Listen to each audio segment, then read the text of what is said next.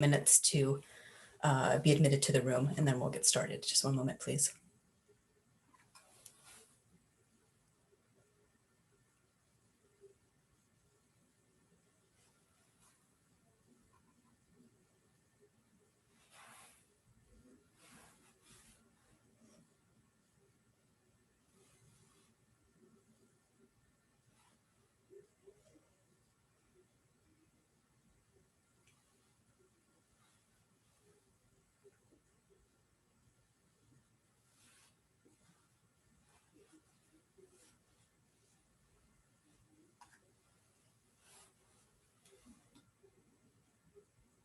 It looks like people are still coming in, so just one more moment, please.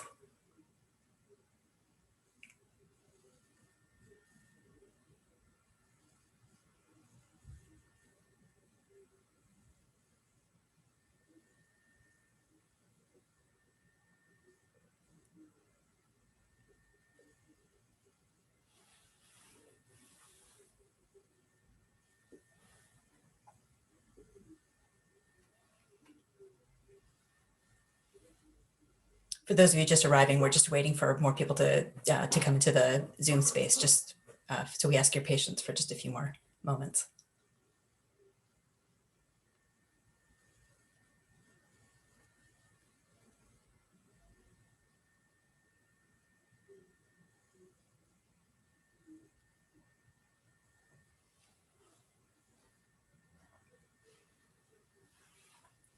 Okay, it looks like the number has stabled out. Hello, everyone. My name is Sarah Cushman. I'm the director of the Holocaust Educational Foundation of Northwestern University.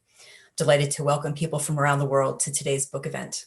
One of the few positive side effects of the pandemic is that we can host such an event for a broad audience. A warm welcome to each of you. Thank you for being here. Before we get to our discussion of Anna Hájková's book, The Last Ghetto, An Everyday History of Theresienstadt, a few words about the Holocaust Educational Foundation. HEFNU supports university-level Holocaust education across the country and around the world. We host the biennial Lessons and Legacies Conference, a European conference every 4 years, an annual Summer Institute on the Holocaust and Jewish Civilization, several annual regional institutes on the Holocaust, and competitive teaching and research grants. We welcome your financial support of our work. For more information or to make a donation, please visit our website, hef.northwestern.edu. If you'd like to join our mailing list, let us know by emailing us at hef@northwestern.edu. In addition to today's book talk, we will soon host our spring lecture. Ava Hoffman will give our annual Theodore Zev Weiss Lecture in Holocaust Studies. The lecture will take place via Zoom on Tuesday, the 18th of May at 1 p.m. Central US time. Hoffman, in conversation with Phyllis Lastner, who is a Northwestern University professor emerita, and introduced by Deborah Cohen, who is Northwestern University Richard W. Leopold Professor of History, will reflect on the role and perspective of the post-Holocaust generation in extending our understanding of the Holocaust, that history-altering event. The lecture is titled Coming After, The Wand of Transmission. The Theodore Zev Weiss Lecture is named for the founder of the Holocaust Educational Foundation, Zev Weiss, who passed away this past fall. Zev's greatest, but certainly not his only insight, was that the college level was perhaps the best place for students to encounter Holocaust education, and that university-level Holocaust education needed a champion. He became that champion. His determination, persistence, and gift of persuasion brought Holocaust studies to hundreds of universities across the United States. In addition, with the founding of HEF, Zev created an organization to support the growth of the field of Holocaust studies. He created a foundation and a legacy with which I'm endlessly proud to be associated. One of Zev's priorities was to support innovative research and junior scholars. Today's book event is part of that priority and Zev's legacy. Anna Hájková's book is a stimulating and thoughtful contribution to the field. Let me quote Dagmar Herzog. She said, "This splendid and devastating, gorgeously written, paradigm-shifting book offers one transformative revelation after another. Exemplifying radical empathy without sentimentality, it represents the very best the new Holocaust history has to offer." That's the end of the quote. But my job is not to introduce Hájková or her book. That I will leave to Professor Jennifer Evans, who, in conversation with Hájková, will explore these transformative revelations. Jennifer Evans is professor of history at Carleton University in Ottawa, Canada. Evans's research centers on contemporary Germany, but her interest embraces a broad range of topics: transnational histories of sexuality, everyday life and visual culture, the history of populism and authoritarianism, including its evolution on social media and other memory platforms. Her research has resulted in a number of publications, including a monograph, Life Among the Ruins, Cityscape and Sexuality in Cold War Berlin, that's from 2011, several co-edited volumes, most recently a global encyclopedia of lesbian, gay, bisexual, transgender, and queer history, that's from 2019, and an array of articles, book chapters, and reviews. She is series editor with Matt Fitzpatrick and Daniel Seaman of the Bloomsbury History of Modern Germany series. Evans, however, does not reside in an ivory tower surrounded by a moat. On the contrary, she engages in a significant amount of public-facing work, including collaborative digital projects like the New Fascism Syllabus and the German Studies Collaboratory, and writing for the Washington Post, the National Post, the Globe and Mail, and the Conversation, among other publications. The Social Sciences Humanities Research Council of Canada, the Social Science Research Council of the United States, the U.S. Holocaust Memorial Museum, the German Academic Exchange Service, the German Historical Institute, the Humboldt University of Berlin, the Berlin Program of the Free University of Berlin, Sciences Po, and the Fondation Maison de Sciences de l'Homme all have supported Evans's outstanding work. And in 2016, she was elected to the Royal Society of Canada's College of New Scholars. I could go on, but I prefer to leave some time for the event itself.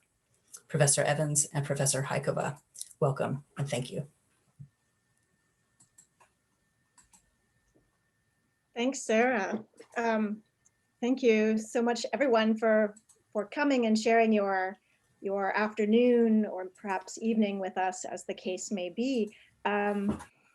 I understand this may, in fact, be one of the last book talks for Anna for at least a little while. And so it's a wonderful delight to be here to be part of that.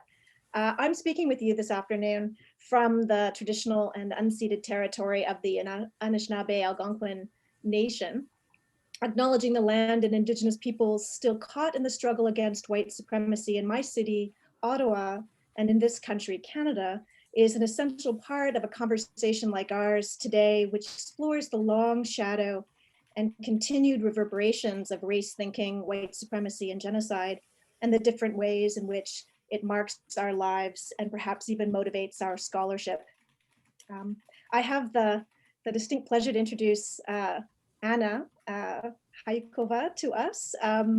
And I'm also going to leave a lot of room, I hope, for our questions, but especially for your questions, which, although Sarah didn't say, I believe the protocol is for you to use the Q&A box to leave your questions, and there will be a good bit of time at the end to hear from you. So Anna doesn't perhaps need introducing, because she is very public with respect to her work on queer history, the history of the Holocaust, and everyday life. She is currently Associate Professor of Modern Continental History at Warwick University, where she has been teaching for some time, and shepherding graduate students through the process with innovative theses that have been award-winning in their own right. She has a PhD from the University of Toronto, and she also, together with Laura Schwartz, coordinates the Feminist History Group. She's perhaps known to many of us, not just as a colleague, but as also a public intellectual, someone who takes her work to everyday people where they reside, publishing in all different languages for different publics. She takes very seriously that our work needs to be read widely and broadly. We're here to speak with Anna today about her wonderful new book, The Last Ghetto, An Everyday History of Theresienstadt, published this last fall by OUP.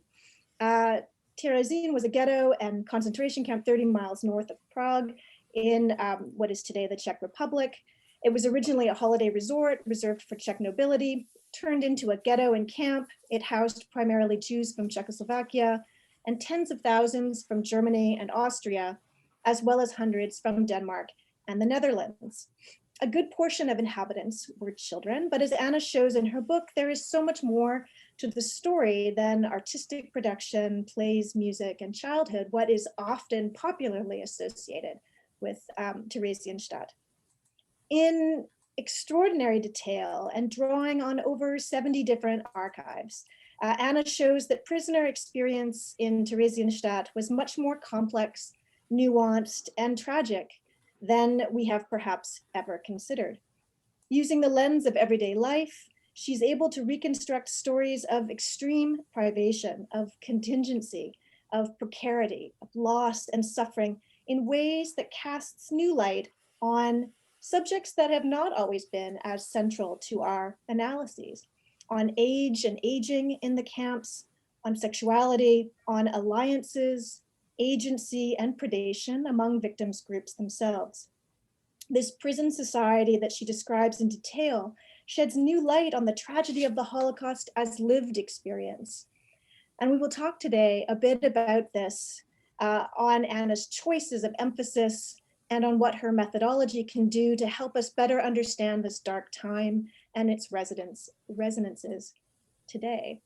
So Anna, welcome. And it's so wonderful to see you. And I'm really looking forward to this conversation. I thought it's always nice, and I take this as a page from the New Books Network and their wonderful podcasts that I know I've been spending a lot of time listening to during the pandemic. And one of the best questions that they ask is always about encouraging the author to situate themselves in their own histories, in their own story. And Anna, I thought maybe this would be a great way to begin, asking you a little bit about how this topic became important to you and what drew you to it intellectually, but also personally. Mm-hmm. Thank you so much. I'm delighted and thrilled, and it's a great privilege to be presenting at Holocaust Education Foundation, about which more in a second, but lessons and legacies and the exchange with colleagues whom I met at the various lessons and legacies, and I went to all of them apart from once when I had a horrible flu and was completely sick, was really an important place where my intellectual journey was shaped and is still shaped. It's the one conference that I never want to miss, and I'm really looking forward to Ottawa 2022. I have, I guess, two ways how I came to the book. First one was this young student. I went to study in Germany, in Berlin at the Humboldt University. I went in 1999 to Israel for the first time, and my paternal grandparents, who were during the war in a communist resistance group, and this communist resistance group did a bunch of things, but I guess today what remains as most important is that they helped the Jewish comrades go into hiding. However, some of the Jewish friends did not go into hiding, they were deported to Theresienstadt, and some of them survived. And those people who survived, a bunch of them emigrated to Israel. And as soon as November '89 came, which for communists was not only a happy experience, but that is a different story. These people went back to Prague before you could say swallow. And they never forgot Czech, they remained immensely Czech. So when I went to Israel, I went there with a long list of telephone numbers and names and recommendations and whatnot. And these people really received me with open arms and would tour me from, one Crusader castle to another beach, and we sat around and drank lemonade and ate hummus. And these people talked and talked and talked about how Theresienstadt was like. And it was clear that they have these conversations always, very probably in Czech. And I became witness to a very lively recollection of Theresienstadt that kind of has taken me aback, because, I mean, back then I was, I don't know, 21 or 20. I hadn't given much thought to how life was like in a ghetto or a concentration camp. I guess I kind of assumed that you sat around and suffered and died, or went on a resistance mission that pretty much meant that you will die. I did not think that you would hit on pretty men or pretty women, that you would play soccer, that you would be discussing politics, that you would fall in love with new people or had fights with others, that you would discuss where to get toilet paper. And this is exactly what those 70 and 80-year-old lively people were discussing. And I thought, this would be so interesting to discuss as a case study, because here we have a window to how people live in extremis. And back then I was not completely certain that I want to write a PhD. I mean, who knows that at 20 or 21. And it was more that once I had started falling into the rabbit hole in 2005, 2006, and was conceptualizing what will I write my PhD about, I came back to this idea. In the meantime, I have published already on Theresienstadt, mostly in German. And I knew that I could build it into bigger case study. Now I will fast forward to 2006, when I was sent a little bit kicking and screaming to my first Lessons and Legacies in Claremont, McKenna, and it was completely transformative for me. There were all these incredibly smart, but also I have to say lovely and kind people, because I was a wide-eyed, fresh off the boat, not always very polite person who always raised her hand and had a smart question. And people took it on with great humor. And I remember listening to people like Lisa Heinemann and Nick Waxman, and it really helped me position myself as a thinker. Therefore, I've been kind of going to Lessons and Legacies ever since. And it kind of helped me think through what is it that I want to do with the book? What are the obvious questions that people can have? But also, what are the obvious questions that I do not want to answer? And the insistence for me was always Theresienstadt as a case study. I did not want to have, to paraphrase my friend André Angrik, yet another pin on the cartography of suffering. So I wanted to write a book about Theresienstadt that will make people who are interested in Theresienstadt happy. But perhaps more importantly, and especially in this circle, I wanted to share it.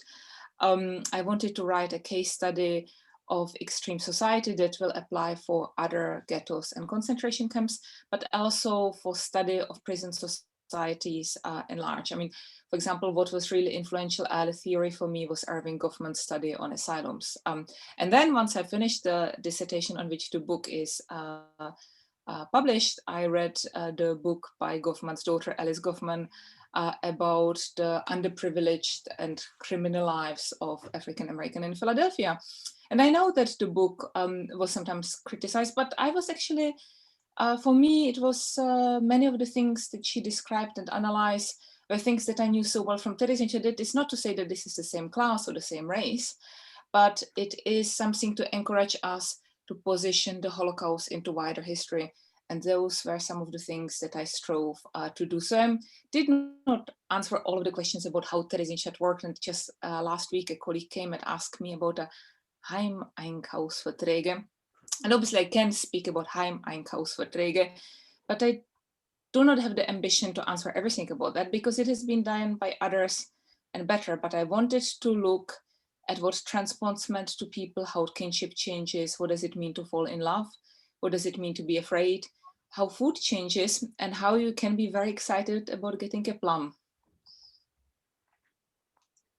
It's so interesting, actually. I've taken advantage of the opportunity to listen to a few other book discussions around your book, and each time, you know, I get something new out of sometimes even the same question. And you just mentioned, I mean, Erving Goffman's work is so extraordinary, right? Because here he is already in the 60s, writing about gender, writing about visual culture, writing about advertisement in ways that really didn't seep into the field of history for another, 10 or 15, 20 years.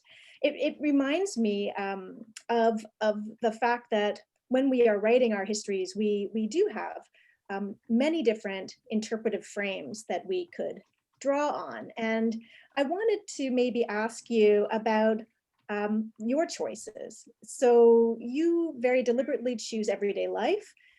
You choose to emphasize gender and sexuality alongside theories of power, coercion, but also pleasure. And so I wanted to hear a little bit about what those choices enable you to do as an historian, and why they're so useful in rethinking or recasting what is maybe a known history. Yeah, so maybe speak to that a little bit. Mm-hmm.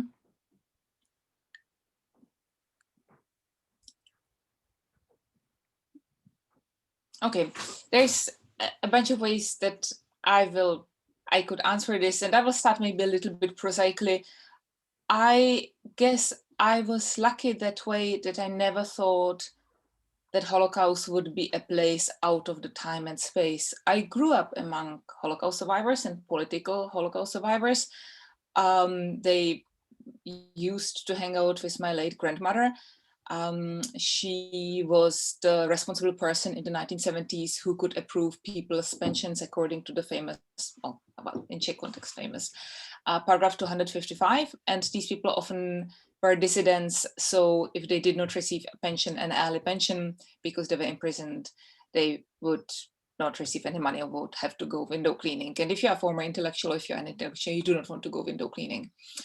So I grew up as a kid around these people who would look back at their days in Mauthausen and Buchenwald and whatnot. And it took me a long time, maybe until I was 15 or 16, that in the high school I realized that other people's grandparents did not spend 4 years in the camps. And that maybe just banal that way, but because I grew up with those stories, I always took them as part of how the world was, and that those who were lucky survived, and they also often kind of wanted to draw some lessons from it and build a better world that they felt, or that they felt at least what they aimed to do, they knew. And then studying in Germany, especially the Humboldt University, theory for historians was all the scream. Some of the theories could be relatively hardcore, and I did not find them applicable, but I always found it an interesting challenge to find those historical theories that actually spoke to me and helped me understand the matter better. So there was a fair share of history of science, and I kind of never got the bug. But then theories by Pierre Bourdieu and Erving Goffman and gender and power and Norbert Elias, I knew exactly what these people were writing about, and I would read them, and I always thought about concentration camps, and I always thought about ghettos and the Holocaust. It could lead to some very awkward debates in a German Hauptseminar, but I did not care. I really thought about that. And one of the real aha moments I had thinking about framing and rational choice in Jewish councils. And many years later, I realized that thinking exactly about that was basically what Dan Dinner outlined in his essay, in his two famous essays about rational choice and rationality and the Jewish councils. So basically, I believed and still believe that because the Holocaust was part of the bigger history, similarly to any other history, if you have a correct key, you can crack this door open and you can understand matter, how people ticked, but also then this history can help you in turn strengthen and boost this theoretical framework. So it is kind of a direction that should go both ways. Another real inspirational moment for me was in 2006, 2007, a seminar that I took. I started my PhD in Pittsburgh with Lara Putnam and Bruce Venardi about constructivist ethnology. And that helped me understand some of the processes that were happening in Theresienstadt, where everybody was deported because they were nominally Jewish. But actually what you see in Theresienstadt, how people use ethnicity as a means of othering, to even come to the concept of othering and how it works, and to actually accept that ethnicity and race are construction. I mean, we know it in theory, but to actually really recognize it and to be able to trace it and to be able to trace it in a Nazi ghetto, that is a real challenge, and that's something that I had to do. I have more to say, but maybe I will stop here and let you go back to the question. Sure. No, super interesting, especially to think about those moments when you were introduced to some of these ideas, right? And I say this as somebody who, doesn't imagine myself to have been around for a long time, but to know that there was great tension around even just introducing the topic of gender into Holocaust studies, right? And part of this was about just that in and of itself, of trying to shift the focus to women's experiences and masculinity as well as femininity. But part of it is also about a hostility towards theory in general within Holocaust studies. And so I was wondering your thoughts a little bit about why there is this hesitance perhaps still, and why it is useful and important for younger scholars to try and push at the boundaries a little bit about how we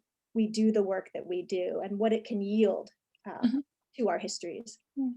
Jen, thanks so much. These are 2 questions. If I get lost, do chase me back. I will first start on theory and then move to gender. Theory is the little bit less thorny question. My sense is, and I may be wrong here, because after all, I could not go to Ottawa because it was the pandemic, so I did not have the fill of the newest Holocaust scholarship. My feeling is that Holocaust studies and Holocaust history falls widely into 2 camps. One is people like yourself and Simone Gigliotti and others, people and Alexandra Garbarini, who engage with theory quite extensively, some of you guys more extensively than myself, and phrase your work accordingly. Say Michael Rodbach is an excellent example. And then I guess the bigger field, or much bigger field, are people who are writing histories of what happened in the Holocaust and phrase it in some conceptual terms, but most importantly, they are trying to reconstruct the history as it happened. I do not want to say descriptivist, but the foremost aim is to write the history of these murdered people, and often it also looks at the perspective of the perpetrators, or until a certain point it looked at the perspective of the perpetrators. Some studies set out to look at the victims, but they still depend also on the perspective of the perpetrators. Katarina Persson said just the other day something very smart about it on Twitter. Do we really want to repost the pictures from Jürgen Stroop on the 19th of April today? I mean, we do not have a whole lot of other pictures, but Jürgen Stroop's photographs are, let's say, a wee bit problematic. So these are some of the questions that we struggle with. And I remember as a young graduate student, a colleague from USHMM listened to one of my early talks about statues in Theresienstadt and said something alongside, I will try to be provocative here, but is the Holocaust not such a terrible event that social rules and social theories do not apply anymore? And it does take a lot of time and some guts to say, yes, they do apply. It is part of history. These people do not magically morph in 33 or 39 or 41 into UFOs and then like magically disappeared in 1945. And if we want to understand why the mass murder happened, and what was always for me much more interesting, how do victims behave? How do they make sense of it? What does it make to the society? We get nowhere without historical and sociological and anthropological and feminist theories, which segues already into the second question, where I hope to contribute a little bit to the, let's say, shyness vis-a-vis theory. You are completely correct. Gender history did not have it easy, and while much has improved, it could be better. Just let me give you an anecdote. The other day, my partner was reading The New Yorker. There was a piece either about Cynthia Ozick or by Cynthia Ozick, and she asked me, who is Cynthia Ozick? And I have to say my first instinct was not to say Cynthia Ozick is a famous American writer who is Jewish and wrote the show that is great and depressing. It was Cynthia Ozick was the woman who wrote this horrible letter to John Ringelheim, where she said, John Ringelheim, you are a horrible person because you write on gender.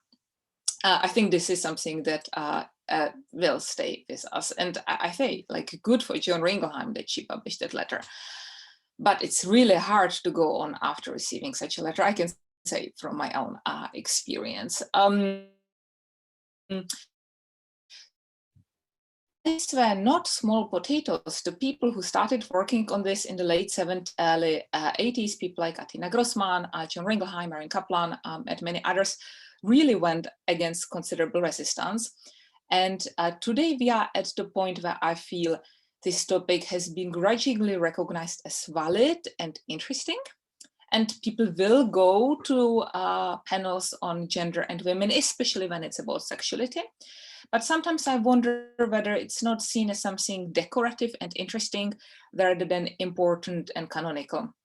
And as you mentioned, I spent fair share of my days on Twitter. I think for a lot of us in the pandemic, it has become really a lifeline, and the Twitter bubble among historians is actually super nice. So if any of you are guys today here, it's lovely to kind of not see you, but to be talking with you.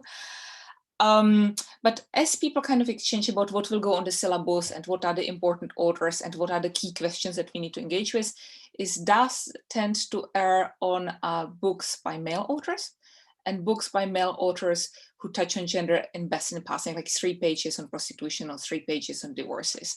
And this is obviously not gender how it is done in a particularly fruitful way, because gender, to say with John Scott, is one of the main constitutional ways that constructs our society. We cannot just look at women, we need to look at men and women and how gender is always relational. In the last 10 or 15 years, trans history has started becoming big. Has trans history made it into Holocaust studies? Jen and Elisa, who are today here, you have some of the first people introducing trans history to Holocaust studies. And it's not something that has been perceived very widely. So one of the things that I've been doing in my work since the first book is to try to ask also, what does Holocaust tell us about gender and queer history? And how is the queer enabled, often in incredibly coercive relationships, during the Holocaust? And these questions are not necessarily hard. These questions are just the questions that are there. And therefore, I think it's really worthwhile and important to question canonization and what are the important authors and what are the important books and what are the interesting authors, because by creating these hierarchies, and I know how easily these hierarchies come about when we are exhausted in putting syllabi together, and we are constantly exhausted, these hierarchies are created. And yet they are harmful, and they can be really problematic also in kind of delegating gender to the last bit. I do want to share last 2 bits. I remember, I think 10 years ago, I was applying for funding for a conference about everyday life in the Holocaust. And one of the feedback of the reviewers for a grant said, okay, we will give it to her, but she needs to basically write a page explaining yet again why gender is important. And it was very clear, it's just a hoop that I have to jump in. It was almost like kind of a rite of passage. And I did that, but I was keenly aware that it's a bit of a mechanism to put those feminist restraints into place. And therefore, 2-3 years ago, when I had the privilege of now teaching at the Summer Institute at Royal Holloway, and I taught the gender and sexuality session, one of the first things that I shared with those wonderful people who were in the classroom is, if you are asked the question why gender matters, do not play the game. Say this is an old question that is designed to put feminist history into place. We should ask different questions. You would not ask the question, why does the datation of Holocaust matter? Why does Adolf Eichmann matter? Why does Reich Security Main Office matter? Why does Majdanek matter? Of course, gender matters, like other important things matter. It is not easy to do that because we are so trained to be polite and to answer questions, but sometimes to work with the language of my dear friend Erika Hughes, who teaches drama at Portsmouth, it's important to break the fourth wall. So, dear audience, break the fourth wall, do not play the game, which you guys know without me.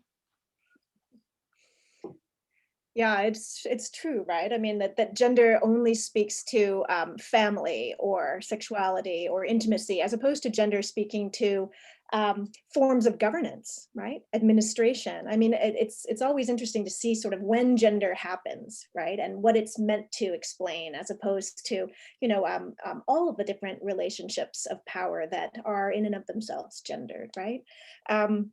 It reminds me, though, that in your book, when you are looking at some of the more intimate sort of sides to this history, you describe things that are, to some degree, universal experiences for men and women. So sadly, regrettably, right? The experience of being put upon by someone in a position of power over you, or the experience of having to negotiate a very difficult situation, you know, mindfully, carefully, through barter, exchange. So on the one hand, you describe life in extremis, but you're also speaking to components of everyday life outside of the camps. And so I was kind of curious how you negotiate this in your own writing. I suppose the particular experience that is Holocaust driven, and then also the fact that some of these stories are larger aspects of everyday life beyond the camps. Thank you. I don't have the answer. I have some answers. It's something that really becomes born in the process of writing and revising. You will, in our normal situation, will not be sent on transport.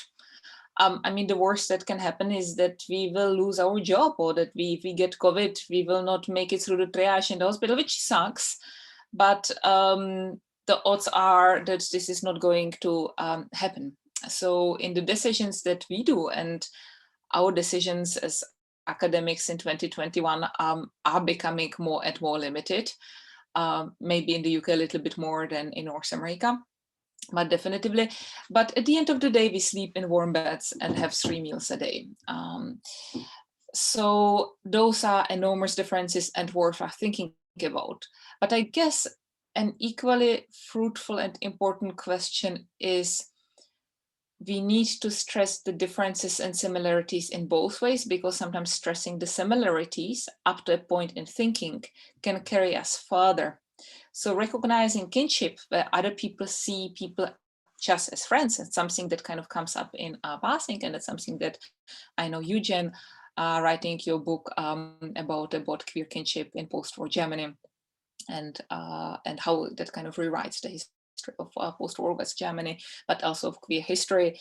That is an important point. The decisions with whom to share accommodation, but also what choices in listening to music, which books to check out from the library. These are surprisingly continuous from the pre-war life. Now you could ask skeptically, why does it matter if the people in Theresienstadt read the Gaussforce saga, or well, not Dick Francis, but someone like Dick Francis, but written in the 1930s. It does matter a lot. This continuity can tell us a lot about the taste and thinking of these people, and how they are trying to create an everywhere and everyday, even as they are afraid that they will be sent to the East, or as they mourn their beloved ones being sent there. It also shows how people can get used to horrible news and live on with them, but also how pleasure is an important part of life, even in a ghetto. Now, what pleasure meant in Theresienstadt, and what it would have meant, say, in Warsaw Ghetto, and what it means in Sachsenhausen, and what it means in Minsk, is completely different. That is not to say that some of the insights about social field and how it plays out in Theresienstadt can be taken one-on-one from my book and applied somewhere else. That's not what I want to say, but I hope that some of my methodology and some of my points were to look at gender, at pleasure, at kinship, at food, and how people think about food and what changes value, that changes over time. I do want to backtrack a little bit to theory, and want to say that really important for me was that my doctoral supervisor, my Dr. Doris Bergen, who I think I have seen on Zoom, really encouraged me not to cut corners and to engage with theories heavily, but to also not make it full-fronted and heavy, but to kind of build on it as a construction that carries, and that people maybe can look up in the footnotes, but something that people who have not said and spent days and years reading Pierre Bourdieu distinctions can build on, and maybe then see what to kind of implement it so well without this mentorship and support. And that kind of brings this question of methodology up, about sort of when we're staring down, especially when we're staring down something that is a well-established topic, and yet you want to make an intervention that is unique and original. You know, everybody can identify with that feeling of wanting to completely reinvent the wheel, and at the same time, you know, needing to do due diligence with a very established historiography. And so in your book, there is this interesting, I feel the tension a little bit, you know, where you begin, you know, the first chapter is sort of laying out the administrative function of the ghetto, and then you move slowly into these really interesting discussions of food and vermin and of age and survival as best as possible. So I wanted you to maybe speak a little bit about that negotiation. To what extent did you feel pulled to, have to, especially for the uninitiated reader, to sort of lay that foundation in a way that was familiar, and then to maybe push people into these new questions and considerations? Mhm. So the 3-4 important books about Theresienstadt that you mentioned, some of which are available in English, some of which are available in Czech, would be Zdeněk Lederer's Last Ghetto Theresienstadt, of course Hage Adler, whom my friend Belinda Cooper translated into English. I think it came out with Cambridge 3 or 4 years ago. Lagus and Polák, Město za mřížemi, that is not available in German or English, but it's still a great book. In fact, maybe it's my favorite from those 4. And Ruth Bondy's Elder of the Jews, that came out in Hebrew in the 70s and in English in the 80s. Most of them propagate a certain master narrative of Theresienstadt, and all of them were written by survivors who were pretty much the same age. And all of them were written by surviving Czech Jews, whether they spoke at home Czech or German. That does not matter, whether after the war they remained in Czechoslovakia or went elsewhere, also does not matter. Now, Hage Adler does not have a master narrative, but the book definitely has a discourse of its own. And none of these books is a book that a modern English speaker can sit down and read and get a history of Theresienstadt for the reasons that I outlined. It also took quite a while until Hage Adler was translated into English. But whether you read Hage Adler in English or in German, it's not a book that you sit down and read. It's 900 pages long and it's bogged down in detail. It's incredibly interesting, and it's definitively such a rich discourse of the time and place and the person who has written it. But it will not be so informative for Theresienstadt. So what I wanted to do is to sit down and make a map of all the important archives and collections that have material on Theresienstadt, and then sit down and study it all. And this is what I did. This is why I went through, 99 archives, I believe, and read materials in 9 languages. And I read the diaries, I read the letters, I read the documentation that the self-administration produced. I looked at the early post-war trials. I looked at the West German investigations from the 1960s. I looked at all histories that emerged in the 60s, and the 80s, and the 90s. I did not interview people myself. And I looked also at the published memoirs. So I had also some of the perpetrator documents, and I pretty much worked through it all. I mean, I did not go to Australia, but otherwise I've seen pretty much everything that was there. And as I was working through this log of material, I was trying to look for patterns of who are the voices that come up most often, and who are the groups that are underrepresented. For example, really influential book for me when I was starting with the project was Alexandra Garbarini's beautiful book about Holocaust diaries. And therefore it struck me that while we have diaries from almost every other country from where people were deported to Theresienstadt, there's only one diary from Vienna, that by Kamila Hirsch. Does it mean that Viennese Jews did not keep many diaries? Does it mean that Viennese Jews in Theresienstadt did not keep a diary? Does it mean that the diaries of Viennese Jews from Theresienstadt were, set on a fire and burned by an evil dwarf? Actually, when I looked into it, the first applies. We have actually relatively few diaries of Viennese Jews in comparison that survive. And by such a comparison, and you only have it when you look at it holistically, you start imagining a picture of what was important to people in Theresienstadt during the imprisonment, which then gave birth to the structure of the book of self-administration, the Society of Inequality and Ethnicity, Culture Life, Food and Hunger, Medicine, and Transports to the East, and coming to terms with the Transports to the East. That is, I still believe, kind of the 6 main chapters in which you can observe the everyday in Theresienstadt, and also the ways how people coped before most of them died. This is, by the way, also why I really wanted from pretty much the first moment to dedicate the book to the people who did not survive, because therefore it was important for me not only to operate with the testimonies of people who survived, which is for obvious reasons happens quite easily, not only for Theresienstadt, but also for others. But you have already touched on the issue of age, but in Theresienstadt, the bias to look at the elderly through the prisma of the younger prisoners, who look at them a little bit as annoying and frustrating garbage, and they are all Germans and they beg for food, and not give them a voice and kind of depict them as cliches, is something that from the ethical point of view is really problematic. And I have been having some really interesting conversations about it with Lisa Heinemann, whose grandparents were imprisoned in Theresienstadt. And then it's really interesting when you have such a smart, established and famous historian like Lisa, who's just like, why actually have been having for 20, 30 years these kind of non-commented testimonies that depict German Jews as kind of these frustrating garbage? That's outrageous. We need to comment on that. And in a way that echoes with some of my comments, or comments by Insa Eschebach and Kathy Gelbin and Rosie Ramsden on homophobia in the prisoner testimonies. Does not mean we should erase it, but we should just not let it stand there without any comment.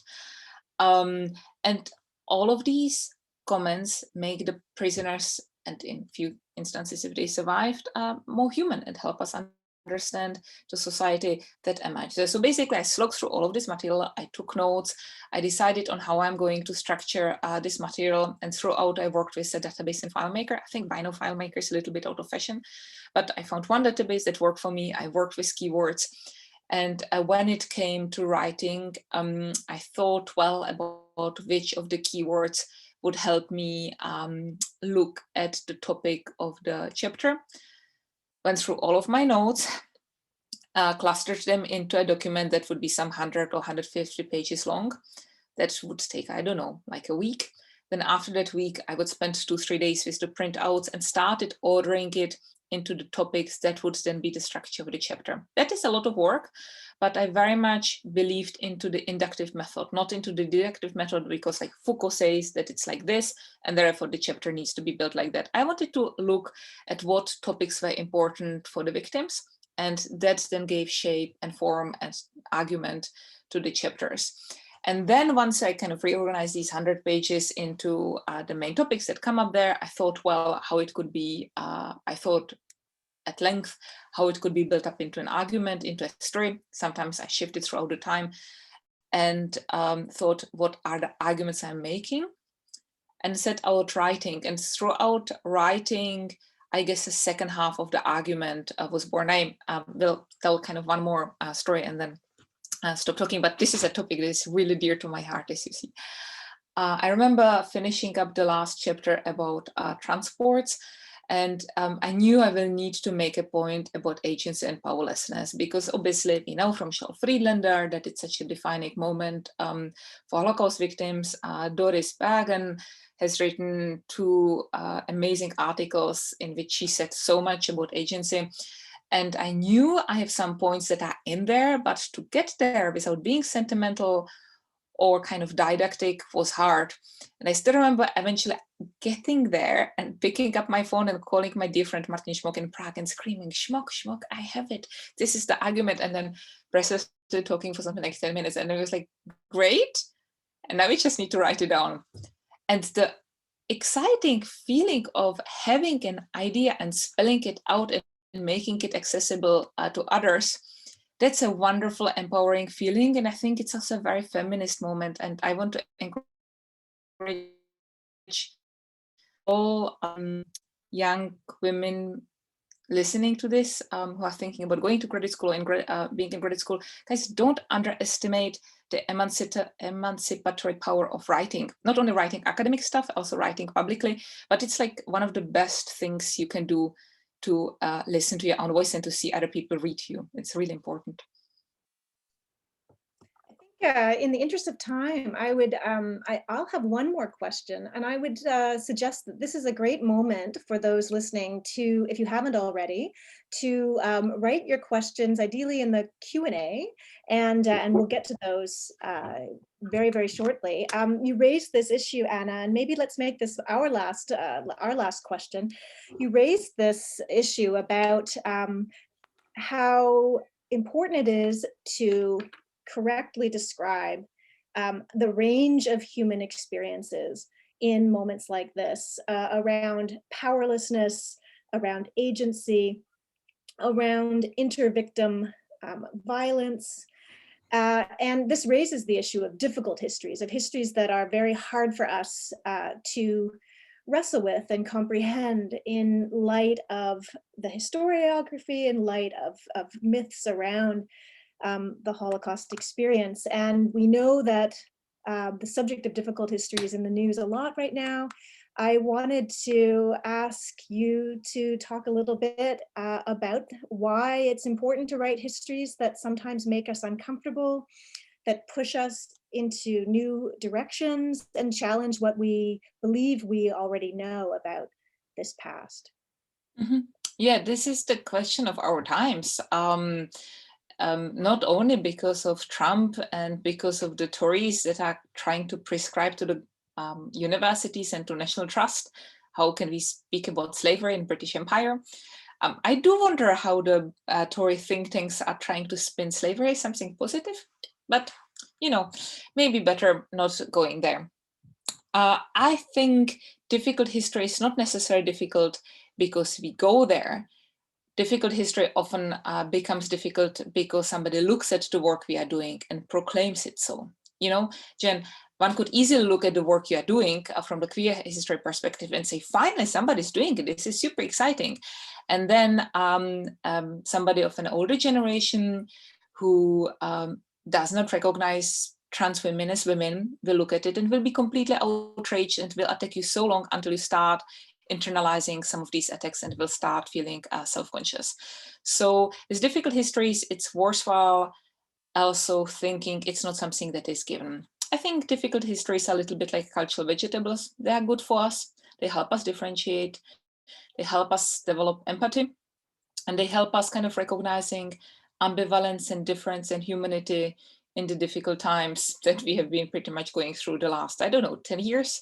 And it's still not passing. And I do not think it will pass. And therefore, if we want to address the years to come and not make easy calls and judgments, it is really important to embrace difficult history, hair and words without judging people, but trying to understand. A really important tool here is solidarity and loyalty among fellow historians. That's something that really helps a lot. And I remember years ago, I kind of had quite a wake-up call in 2009 when Svenja Golteman came to London and gave a great talk about the German POWs coming back from war and being traumatized and being mentally ill. And it was a beautiful talk, very humane, very differentiated, many points on masculinity and trauma and the history of the body. And the audience, rather than clapping and being very excited, almost ate her alive because she dared to speak about German pain. And a lot was lost in translation. And I think it is important to continue going out there, but also building alliances that will make it possible. Svenja and others in Switzerland built this beautiful online magazine, Geschichte der Gegenwart. I think Jen and you have written for it, Monica Black has written for it. And by kind of tackling on the difficult histories of the contemporary head on and saying we will not be afraid by writing about it, but this is what we do and we do it together, that really makes it easier and will see it as maybe the iconic and important field. Wonderful. So we have some questions, Anna, and I'm going to take them in order, and they will go in all sorts of different directions. And it's always fun to hear what people's questions are. One is from Laura Allen Simpson, and she says, my mother was 5 when she was at Theresienstadt and recalls there being a fire in a gathering hall shortly before the camp was liberated. She thought it might have been intentionally set and that the people inside may have been locked in. Is there any record of this fire and any more information about it? So yes, there were fires before the liberation, and the head of the fire brigade has written a couple of memoirs and he writes about it. Nobody came to death through the fire, but there are records about it. I did not write about it because it is a detail that has been outlined in the published memoirs of the head of the fire brigade, on whose names I'm blanking, I'm sorry. This is also an interesting sign, because I am moving forward. I am no longer a walking encyclopedia of all the names, and discussing it now with Jen, I actually realized that I'm starting to be liberated. But if you are interested, email me and I will Holzer, Ingenieur Holzer, Leo Holzer, now I remember. I can direct you to Holzer's memoirs. That's great. And if you can't find Anna's email, you could always go through Sarah as well at the Holocaust Education Foundation. So another question, and this one comes from Alyssa Mylander, whom you know, and she says, thank you so much, Anna, for your insightful and thought-provoking insights. Thank you also for emphasizing that the Holocaust is not a place outside of history or society, and hence her first question. After studying this extreme case that represents Theresienstadt, what constitutes and makes a society? So what is a society if we think about Theresienstadt as an example? And she has another question, which I'll give you just now in case you choose to answer that one first. She says, one is not born a feminist, one eventually becomes one, something I discuss a lot with my students. Would you mind sharing something about your aha-Erlebnisse and process of becoming a feminist Holocaust historian? Okay, Elisa, I forgot to give you a shout out on becoming a historian of everyday life. You were really influential, and I'm sorry. And now you're punishing me for having to define society, and I will bail out. I would just set self ablaze. I will share, however, my aha moment, which was in high school. Czech Republic was and is a fiercely anti-feminist country, full of strong, outspoken women. And I remember sitting in kind of my high school in one of the debate groups, and somebody was saying, feminists are so horrible, we can be outspoken women and do all of that, and we do not need that. And I thought, like, but why don't we need that if we cannot walk home at night alone? Why can my little brother go and smoke hash and it's not a problem? And when I come back like at 7:30, my parents are freaking out. Why do I go through subway and people are whistling after me? And why, when I thematize it, people make jokes? So that's something that really, really shaped me as a young woman already. And then as a feminine historian, and I think Alyssa and Jen, we share the same experience. It's also interesting how some of your audiences react when you start bringing on feminist history and feminist analysis. I remember a few years ago, I was in Leipzig at a workshop, and I talked about this call for Me Too in Holocaust studies and sexual violence between Holocaust victims. And I kid you not, guys, like, there was a bunch of men, established historians, it was at the Dubno Institute, and they all like giggled. And I should have called them out. And in lieu of calling them out, I share with you this incident because it was horrible. Wow. Sometimes it's hard to have the words, right? This is a question from Lisa Peschel. And she says, hi, Anna, very long question. In your book, you argue that although there were many tensions between Czech and German speakers in interwar Czechoslovakia, prisoners from the Protectorate who spoke German were considered Czech Jews by the Czech speakers and could belong to that social elite, even though they had more in common linguistically with the German and Austrian prisoners. Could you talk more about your evidence and methodology to come to this conclusion? I ask because in the cultural life, theater definitely divides along language lines, with German speakers from, for example, Brno and Teplice, I'm sorry, I'll say it wrong, usually working with Austrian or German Jews, perhaps for obvious reasons. But again, what is your evidence and methodology to come to this conclusion? Mm-hmm. It's really interesting when you look at the diaries that you have from Theresienstadt, how people switch from Czech to German and from German to Czech, how they describe German Jews from Berlin or from Breslau or from Hamburg and Vienna as the Ausländer, and whom they describe as locals. Therefore, it's quite important to also look at the testimonies of people that were written by Böhmisch Deutsch, by the Czech German or Bohemian German, and how they kind of touch on language and on accent and how they other. And that's something that I decided not to spend a whole chapter looking at. But there is quite a rich material to this point. I remember particularly Arnoš Kohn's diary from the Jewish Museum in Prague. And then you have kind of little incidental notices like Vlasta Šonová, who only learns proper Czech, proper German while she's in Theresienstadt, and the same Eva Márerová from Opava, who actually only learned Czech by the time she was deported to Theresienstadt. So it's also important to recognize that we have a tendency to harden our perception of ethnicity alongside language. How people perceive culture and what culture they see as meaningful and important is not only given linguistically, it is given by habitus. And the things that I found over and over is that people who come from the former Czechoslovakia and German language background definitely have the taste that overlaps with the Czech speakers. And that will then be different. So yes, you may find some people with the German cabaret, but then when you look at the audiences, and that's where I looked at thousands of sources, it's also important to recognize habitus as in the end, the really important force. Great. This is a question from Craig Griffiths, so on your side of the Atlantic, representing. And his question, he says, thank you so much, Anna. I was wondering what role teaching has played in your thoughts about your book and your wider research. Do you find students sometimes resisting thinking about pleasure and agency? Do you have to deal with much sentimentalism? If that's maybe a way to phrase that response.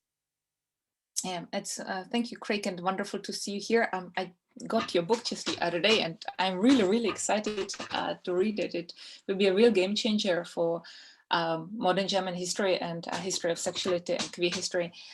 So it's delightful to see you here kind of in conversation about agency and sexuality and other topics.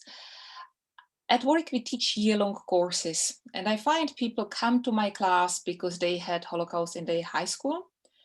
And first, I spent the first 2-3 seminars really addressing some of the misconceptions they were taught in high schools. For example, the functionalism, intentionalism debate is not dead. It's surviving in British high schools for reasons that is completely lost on me. And once we kind of get beyond this debate, once we have engaged with sources, with Viktor Klempera, with Eva Rubíčková, with many others, people really discover this whole new world, but it needs quite a lot of immersive work. I have some interactive games that I play with the students. I include them into working very deeply with sources and also ask them over and over what goes in the source. Why are people thinking in such a way?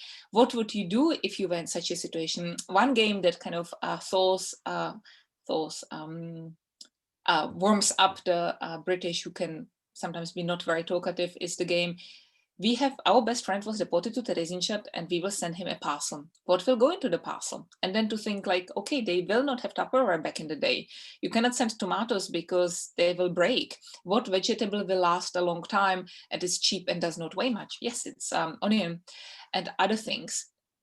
And sexuality and pleasure is something that will work quite well once you encourage the students to conceptualize it and contextualize it. Where is it coming from and what are the functions it serves? And maybe we can email about it. It's interesting because of course that raises this question of how you're thinking on queer theory, and queer theories of the Holocaust sort of we're already, I think, kind of gelling in the writing of this book, right? I mean, when we think of our projects as as evolving, we can see the Anna that we maybe read about today sort of coming into being in this book. I wanted to tie that idea to an actual student's question, and this is a student of mine who has tuned in, Ben, who's a wonderful student. I have to shout out to him. And he asks, he says, along this line, in your opinion, does looking at more difficult history become easier as younger generations are removed from it?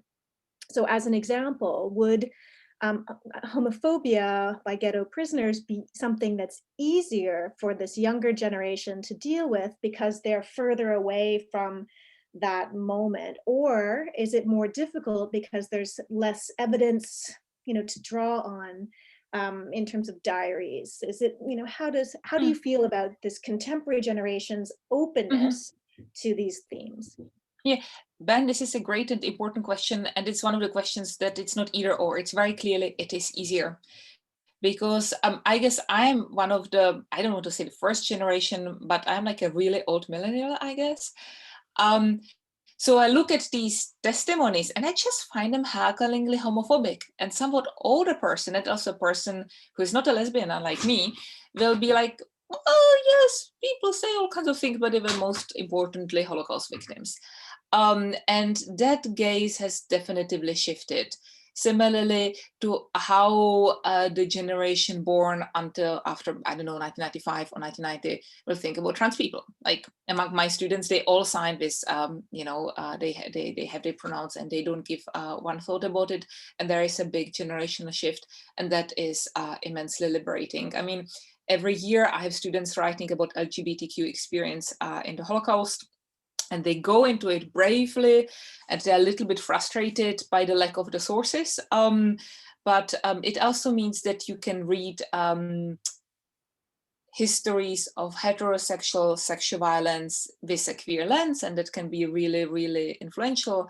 There are also important new studies by people like Dorota Glowacka, who I think is here. And at the latest at this moment, and I forgot to mention it before, is that I edited a special issue of German History and Sexuality, Holocaust, Stigma, that is out online and will come out in print later this spring. So if you're interested in these topics, there's a brilliant line out of authors.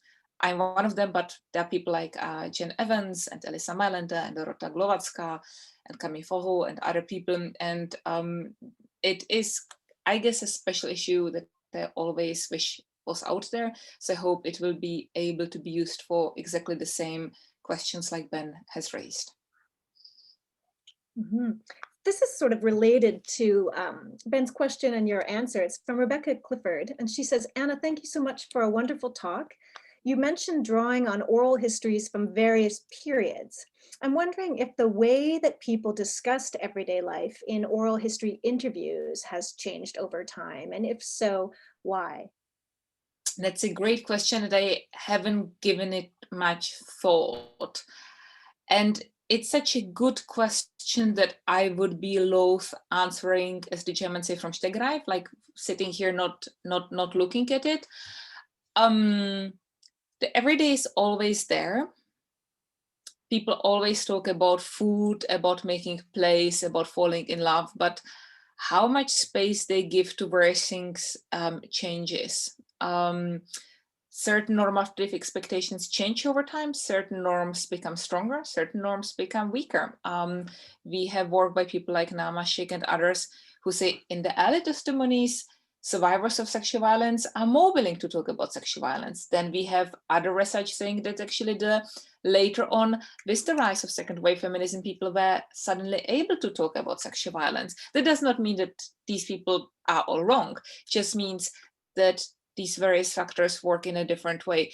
But after having my passionate plea for inductive research and lots of care and granularity, I will not make up a response sitting here, because I would generally have to look. But it's super great question that somebody could write a chapter about. A question from Catherine Nessie, and I hope I say your name right. One of the concepts that I find really powerful is Adler's idea of enforced community in his study of Theresien. How does your own work on everyday life enrich Adler's study? I'm also wondering whether your archives include dreams imprisoned people of all ages had in Theresien. So no, I do not look at dreams. I, enforced community, I did not find it particularly useful or useless. I have operated with asylums building on Goffman, and it's obvious that this is not a society like any other. People are not allowed to leave. It's a transit ghetto. They will be transported to the east. But building on historical theories, as Jen and I have been talking about, that was my underpinning to my work. What my work contributes to Adler, I will leave to your reading. And one more question from the audience, and then I have one last one in my back pocket. And this one is from Jana Funke, and she says, thanks so much for this fascinating discussion. Anna, can you please say a bit more about the role empathy plays in your scholarship? How do you use empathy as a method? That's a great question. I guess I don't have a method, but it was a reminder always when reading through the sources. You read these sources, you have these various perspectives, you like these people or you dislike them or you're fascinated. And it's important to have time and space to go through all of these motions. But after you start writing about them, it's important to find, it was important for me to find a place where I understand them and where I give them dignity in when I write about them. I know almost too much about the people I have written about. And I thought it was immensely important to write about them with all this information, with a way where I feel comfortable that I did them justice. And that includes even the commandants, that includes the denouncers, that includes people who die of enteritis surrounded by their own excrement. It also included a couple of times choices about not writing about certain topics. Those of you who have read Terence Depre, you will know that he has this chapter about excrement. And I debated writing about excrements and decided that would be too much of a good thing. So Jana, your question does me maybe too much justice. I did not necessarily have it as a method, or maybe I will think about it and decide if what I did is sufficient to be called a method. But I definitively took a lot of time and space to digest my reading of these testimonies, to also decide what I think about these people, but to also differentiate my opinion of them as a person, Anna, and my writing about them as an analytical historian who does not want to be unfair. Yeah, that's such a great question. I guess the final question I have for you, Anna, is really just about from where you sit now after having written this book. What you think the future of the field is, and with that, we'll end up bringing the discussion to a close. So, what are your thoughts about where we might go from here? Mm-hmm. Yeah, I will talk about things that are interesting for me, and things that I would genuinely love to see for the scholarship and that I have been seeing newer scholarship. I think there is much more done to be on camp society, and this trend to look at camp society beyond heavy duty theory. Sofsky was great, but it is, it's some heavy duty top down theory. So it's something that is interesting historiographically, but I don't know how much he actually really helps us understanding the camp society. So there's been some great work happening by PhD students like Laurent Cantillon, Florian Zabransky, my own PhD student Uta Rautenbach, and many other people on gender. And I guess gender is one great way on looking how the society ticks, but it can be things like kinship, it can be things like friendship, it can be solidarity. I think there is a great PhD waiting to be written about stigmatized people, building Julia Hurat and other people's work on, all the alcoholics and whatnot who were sent to concentration camps, but also on ethnic clashes and ethnic stereotypes in concentration camps. So many testimonies touch on that, but to analyze it in more detail, that would be great. I know that there are several projects happening on interpreting and translation in the concentration camps. And that could kind of go there, how language works and what people understand and what people don't understand. My dear friend Johanna Gemacher, who has been writing a lot about history of translation and feminism, will have a conference next year. And I was asked to write a paper, and I will write about translating and misunderstandings in the concentration camp. So it will be a little challenge for me to write a wee paper on that. The other topic would be interactions. I think we have this triage or three-partity to perpetrators, bystanders, and victims. And over the last 15, 20 years, it has been very fruitfully mixed up by people like Natalia Alekshun and Jan Grabowski and others. But when you look at some of the really interesting scholarship that came out from the research on hiding, the interactions and the possibility to push back on agents and enforced choices are really, really fascinating. It is some tough work, but I would love to see more work. And last but not least, scholarship on testimonies, on bearing testimony in the aftermath of genocide. People like Laura Jokoš, Alexandra Garbarini, and many others have looked at it. Not necessarily, did the people wear a blue sweater or red sweater, but why do they discuss the color of their sweaters? What is emotional to them? How bearing testimony is means of justice, but also how people search for concepts to give words to experiencing mass violence. This is why Alexandra Garbarini's work about the 1920s projects in Armenia and Ukraine is so, so prescient. So I would love to see more projects that look at testimonies not only as, I guess, a positivist window, but actors in their own right. Wonderful. I think you set up a whole bunch of new studies there, Anna. That's wonderful. I know I'm going to hand things over to Sarah, who has a few closing remarks, but just from my perspective, thanks so much, Anna, for this conversation and everybody who has attended this afternoon. It's wonderful to see all of you in the chat. So Sarah. Thank you. I just wanted to jump back on to thank Jennifer and Anna for a really fascinating discussion. And thank you also, Anna, for your book. And I want to thank everybody for attending. And also just a friendly reminder that on May 18th, the Holocaust Educational Foundation of Northwestern University will be hosting a lecture by Eva Hoffman. And we hope that you can join us there. Information and registration on our website, hef.northwestern.edu. Thank you again so much, and take care, everybody.